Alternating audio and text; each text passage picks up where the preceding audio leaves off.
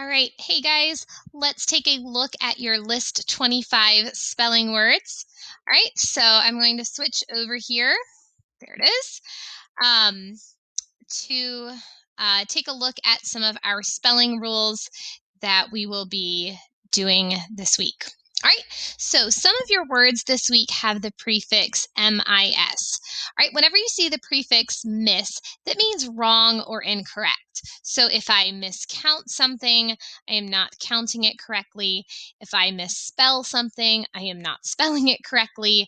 If I misbehave, I am not behaving correctly.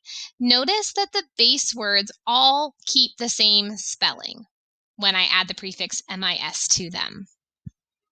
Okay, misspell is probably one of the hardest words on this list, ironically. All right, misspell is a hard word to spell correctly, surprisingly. So a lot of people are confused. Is there one S or two S's in that middle there? So the way that I remember this is by this using the saying, Miss Pell cannot spell. Right? So her name is Miss with two S's, Pell, and she cannot spell. And you can see she's rather frustrated because she cannot spell. So if that helps you on your test, remember there are two S's in misspell. That'd be great.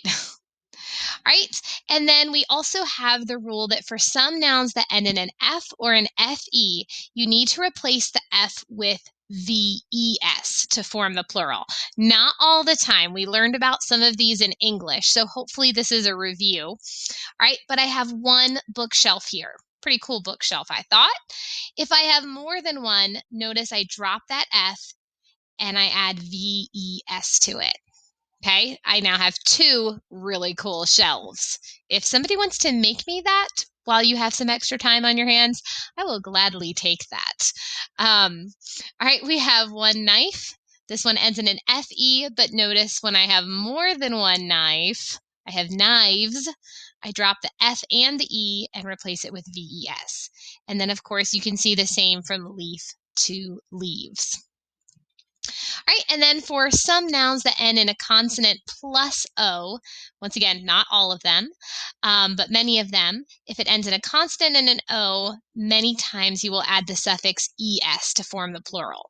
So I have one tomato. A lot of people want to just stick an S on the end here and call it a day, but you do need to have ES. So tomato, and then it has ES.